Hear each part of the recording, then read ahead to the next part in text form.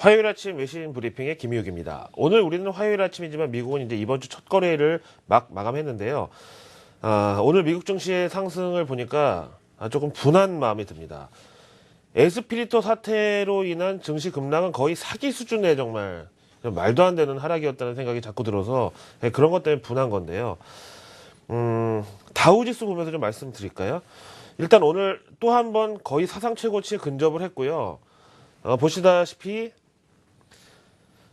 지지난주 목요일날 17,000포인트 딱 찍고 나서 독립기념일 연휴 쉬고 나서 차익 실현에 따라서 쭉 빠졌다가 반발 매수로 올랐다가 다시 또 차익 실현에 밀려서 빠졌다가 그 다음에 이제 두 번을 치고 올라가는데 7월 10일날 저렇게 움푹 들어간 저 골짜기 같은 저 부분이 이제 에스피리토가 포르투갈 재정 위기의 징조다. 결국 남유럽발 재정 위기는 또 한 번 여름을 덮칠 수가 있다.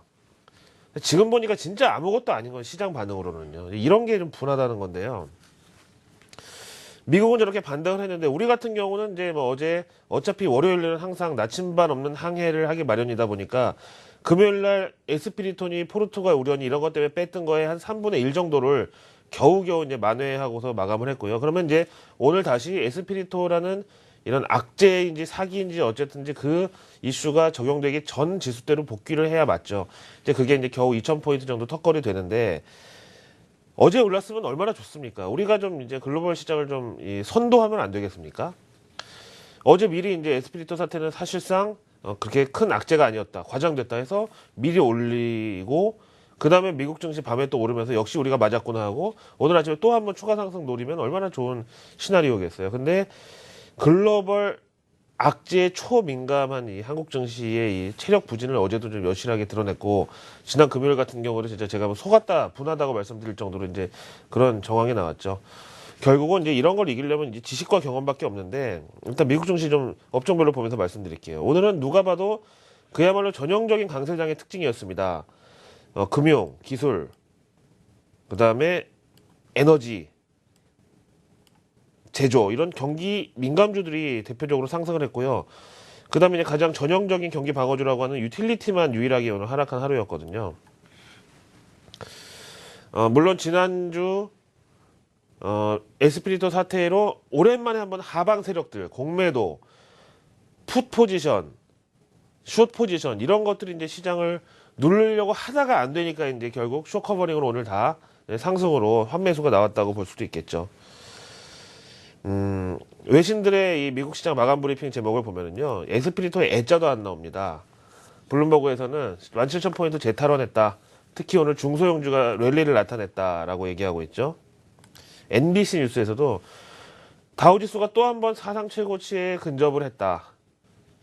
그 다음에 땡큐 시티는 시티그룹 실적 때문인데 이것도 한번 보면서 말씀드려볼게요. 뭐 제가 시티그룹 출신이라는 건 뭐 아실만한 분은 아시겠지만 이 시티의 경우는 미국에서의 위상이 우리나라로 표현하면 약간 좀 농협 같은 가장 전통적이면서 서민들하고 친하지만 또 부실도 많고 또 말도 많고 탈도 많은 그런 게 이제 시티인데요. 실적 보고서 한번 보면서 설명드려볼게요. 정말 땡큐라고 할 만한 실적이 나왔나. 2분기 실적 보고서고요. 일단 이 모기지 취급 부주의 여기에 대한 뭐 과징금이 일단 이번에 얼마가 정해질 것이냐에 따라서 순이익이 달라질 것이라고 했는데 그런 거 빼고 그냥 네트로만 봤을 때 주당 1달러 한 6센트 나올 거라고 예상했지만 실제 보시는 대로 1달러 24센트 나와가지고 어쨌든 예상치는 상회를 했습니다. 총 매출이 보니까 188억 1000만 달러 예상했는데 실제로는 193억 7,500만 달러 네, 이렇게 나왔네요. 이것도 역시 이제 예상을 상회하긴 했죠. 그 다음에 이제 벌금이 70억 달러가 나왔는데 이 정도면 선방했다. 많이 줄였다. 로펌하고 이제 잘 이렇게 뭐 써가지고. 그런데 결국 벌금 빼고 나면 주당 3센트, 우리나라 돈으로 30원 남았는데요. 예상 상회했다고 다 실적 호조인가요? 요약재무제표 보면서 설명드려볼게요. 이 시티는 시티코프하고 시티홀딩스하고 우리나라 같은 경우는 GCG,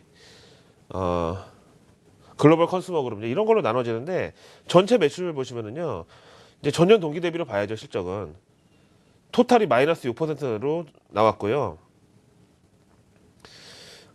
그 다음에 QOQ로 봤을 때 전분기 대비해서 마이너스 4% 나왔습니다.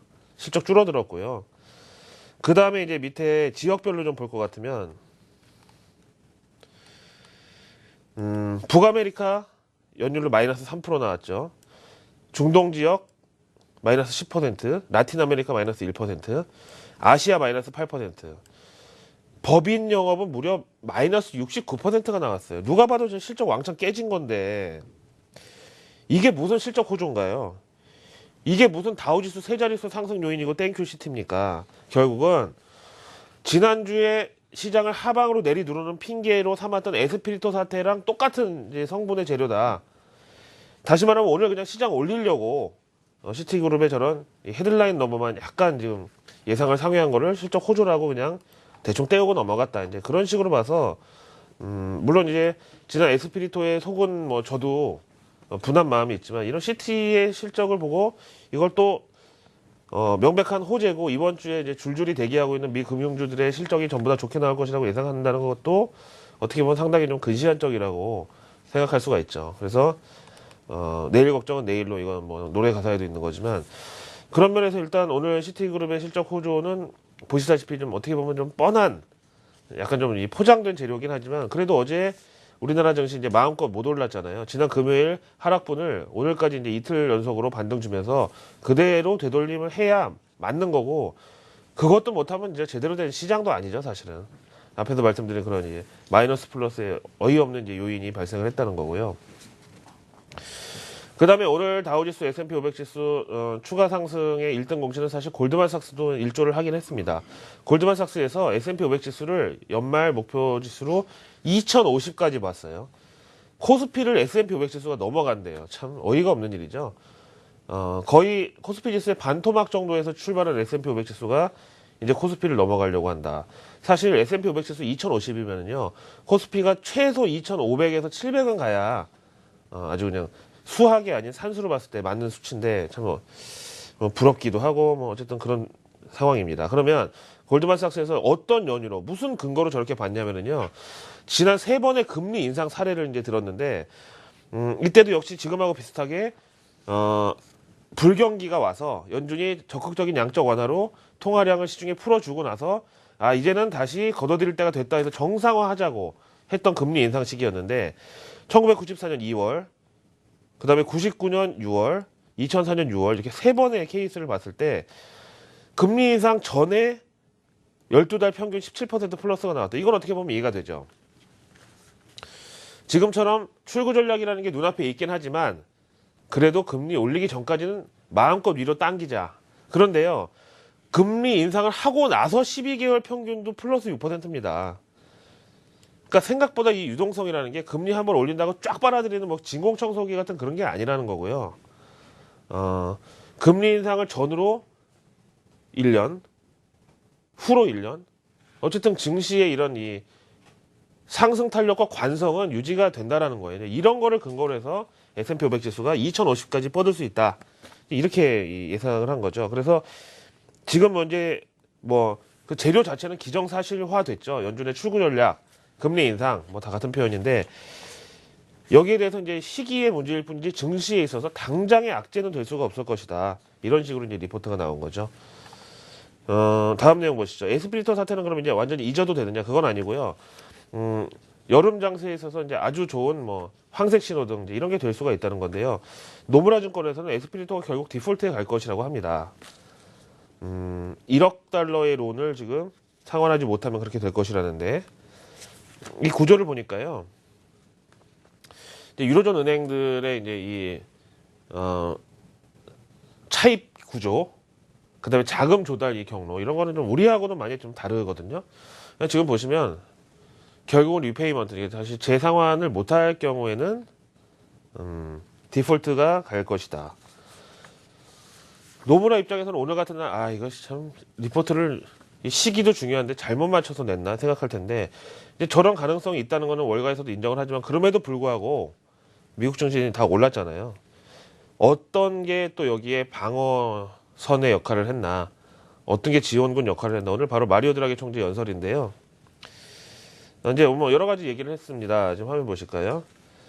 지난번 그 ECB 통화정책회의 내용하고 새로운 게 있나, 달라진 게 있나 봤는데, 사실 그런 건 없었고요. 이제 앞으로 ECB가 취할 수 있는 경기 부양책의 이제 일환으로 TLTRO, 그러니까 타겟티드 LTRO, 그다음에 ABS 뭐 직접 매입은 고려를 하겠다라고 아직까지는 아니다라고 했고 이제 등등해서 이제 이런 거 정도의 이 툴 경기 부양 수단을 쓴다라고 했고 이제 여기서 얘기한 거는 일본 중앙은행하고 마찬가지예요. 통화 가치가 낮을수록 좋다는 생각에는 변함이 없고 그렇다고 우리가 무슨 이 외환 시장에 개입하거나 아니면 이런 무슨 유로화 가치가 내려가면서 어떤 뭐 무역에서 이득을 보려는 그런 게 아니라 지금 현재 유로존 경제 상황에 비하면 유로화 가치가 너무 높아서 이게 안 맞는다. 경제가 올라가면서 맞추면 좋겠지만 지금 당장은 그럴 공산이 적어 보이기 때문에 유로화 가치가 내려와서 맞추는 게 맞다. 그다음에 이제 양적 완화를 하게 되면 그 최대 부작용이 이제 버블 내지는 인플레이션 이런 건데 지금은 그런 걸 생각할 단계가 아니다. 지금 거의 영양실조로 뼈밖에 안 남은 사람한테 음식물을 막 주입하면서 이러다 갑자기 비만이 오면 어떡하지? 라는 걱정을 하는 것과 같다. 지금은 일단 사람부터 살려놓고 그다음에 비만이든 뭐든 생각을 해야지 그럴 단계가 아니다라고 아주 적극적인 이제 이 의사표시를 했고요. 결국은 이런 게 에스피리토가 디폴트를 가든 어쨌든 간에 유동성의 총알은 뒤에서 지금 이제 지원 사격해줄 이제 의지가 충분히 있다라는 게 확인이 된 거죠. 다음 내용 가겠습니다. 오늘 뜬금없이 애플이 미국 증시에서 이제 상당히 좋은 흐름을 보였는데 애플 지금 주가 혹시 볼 수 있나요? 오늘 하루 동안의 흐름이 보니까 한 3%가 넘게 오른 것 같아요. 애플의 시가총액이나 이런 그동안의 뭐 이 흐름을 생각했을 때 3% 많이 오른 건데요. 나올 수 있어요? 애플 주가 보실까요? 1.29%로 결국 상승분을 반납을 했군요. 근데 일단 장중에 3% 정도 올라왔었다는 거고요. 근데 그럼에도 불구하고 우리나라로 치면 사실 삼성전자인데 장중한테 3% 오르는 거는 뭐 그 정도면 대단한 리액션 아닌가요? 오늘 이제 애플의 저런 상승에 대해서 우리 입장에서는 이제 삼성전자하고의 좀 어떤 롱숏 내지는 라이벌 관계를 생각하면 애플이 저렇게 많이 오른 게 과연 삼성전자하고 국내 IT한테는 좋은 건가 나쁜 건가 헷갈릴 때가 있는데 오늘은 애플의 주가 상승은 우리나라 이제 스마트폰 관련주에 좋다고 그대로 호재를 적용해도 큰 무리가 없어 보입니다. 왜냐하면 지금 여기 문구에 보시는 대로 월가 애널리스트들이 애플에 대해서 불리시 그 근거로 구글 덕분이라고 얘기를 했습니다. 이상하죠? 애플하고 구글은 스마트폰 메이커로서의 경쟁자의 관계인데 애플의 투자 의견을 상향하면서 구글 덕이다라고 했어요. 이게 무슨 얘기냐? 다른 게 아니라 이제 구글에서 최근에 나온 시스템 중에 구글 트렌즈라는 게 있거든요. 이제 이거 덕분에 스마트폰 전반적인 이용량이나 이용자 수나 이런 업황 확대가 기대된다. 구글 트렌즈가 뭐길래 애플 투자 의견 호의적, 구글 덕 이렇게 썼나? 이건데요. 저도 이제 아직 활용하지 않고 있는 기능인데 원래 구글에 이제 첫 창에 들어가면은 아무것도 없고 그냥 검색 단어만 넣을 수 있는 그 창만 하나 있잖아요. 이제 구글에서 우리나라로 치면 포탈 개념의 이런 이 사이트를 이제 만들어 갖고 있는 건데 요게 또 이 신박한 게 뭐냐면은요. 이제 물론 이제 뉴스나 뭐 여기 보시면 뭐 어저께 월드컵 결승골은 뭐 괴체에 대해서도 있고 뭐 이제 이런데 이제 이게 어떤 면에서 스마트폰 사용자들에게 이제 인기를 끌만하고 대세를 만들만 하냐면은요. 우리 뭐 이제 지난 뭐 정보 유출 때문에 금융사들 철퇴를 맞았죠. 개인정보 유출 때문에. 근데 보통 암시장에서요. 예를 들면 저 이름이 김희욱, 그 다음에 몇 년생, 핸드폰 번호, 주소 이렇게 이제 이 정도 한 4가지 기본 정보 담긴 게 1인당 한 50원씩 암시장에서 거래된다 이거예요. 개인정보가. 근데 구글은요. 지금 안드로이드 시스템을 통해서 개개인의 이제 위치와 동선까지 다 파악이 되죠.